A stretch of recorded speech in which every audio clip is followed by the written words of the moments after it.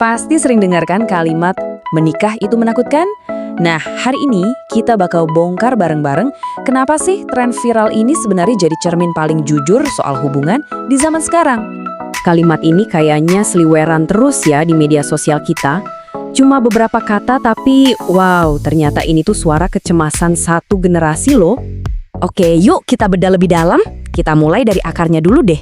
Apa sih sebenarnya fenomena menikah itu menakutkan ini? Gini, ini bukan berarti mereka jadi anti nikah ya. Sama sekali bukan. Ini lebih ke rasa cemas yang dalam banget soal komitmen dan semua risikonya. Jadi rasa takut ini tuh bukan penolakan, tapi lebih kayak alarm, sinyal kalau mereka ngerasa butuh persiapan yang jauh lebih matang. Dan media sosial, wah ini jadi semacam pengeras suara raksasa. Cerita-cerita personal, soal ragu, soal nggak pasti, semua nyebar.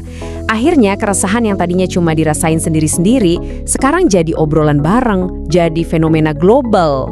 Oke, pertanyaannya sekarang, kenapa sih pernikahan jadi kelihatan begitu menakutkan? Nah, ternyata akar masalahnya itu kompleks banget dan ya relevan banget sama kehidupan kita sekarang. Yang pertama, dan ini paling kerasa banget ya, biaya hidup. Semuanya serba mahal. Mau bangun masa depan bareng itu rasanya berat banget bebannya.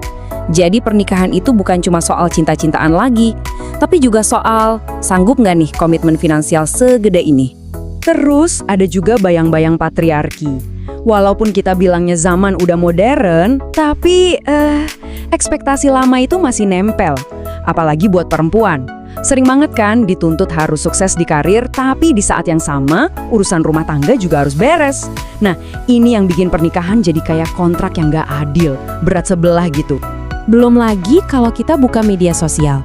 Tiap scroll ada aja cerita soal perceraian, perselingkuhan, konflik rumah tangga yang diumbar.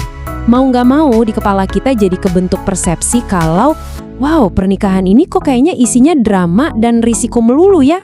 Dan ini nih yang paling ngegambarin Gen Z banget. Buat mereka, pengembangan diri, karir yang cemerlang, kebebasan pribadi, itu prioritas utama. Nomor 1. Jadi, di tengah semua ambisi itu, pernikahan seringkali kelihatan kayak pengorbanan yang wah gede banget. Sesuatu yang mungkin belum siap mereka korbankan saat ini.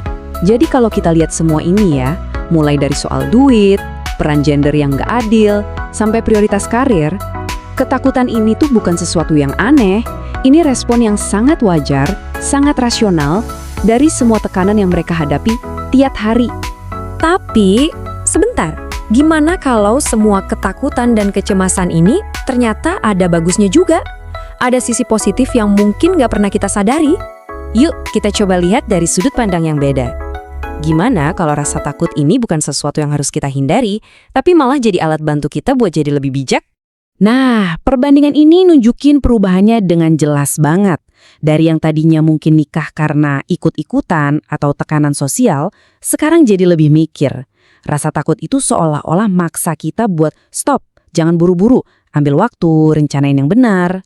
Jadi, rasa takut ini bukan jadi tembok penghalang, tapi malah jadi semacam filter atau saringan. Dia nyaring mana yang benar-benar siap, mana yang belum.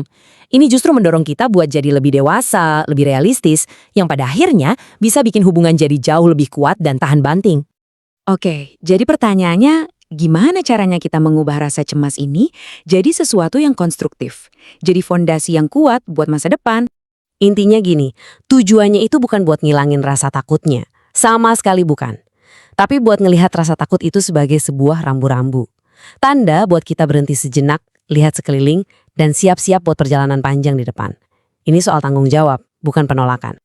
Ini semua adalah toolkit yang bisa kalian siapkan. Mulai dari edukasi diri, belajar dari pasangan lain yang hubungannya sehat.